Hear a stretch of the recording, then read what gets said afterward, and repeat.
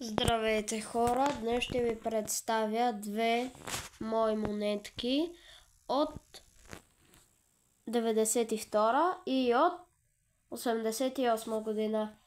Тези от 88 са гръцки, поне аз така предполагам. И тези ми изглеждат като македонски или югославски. Виждате, или пък тези също са гръцки. Мисля, че те са гръцки.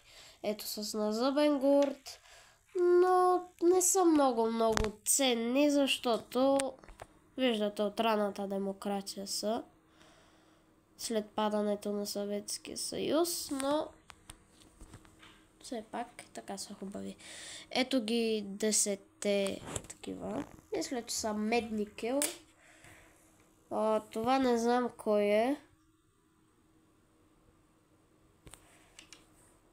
Гурта на тази монета е гладък, но и тя не е много скъпа. Благодаря ви, че гледахте. До следващото видео и довиждане.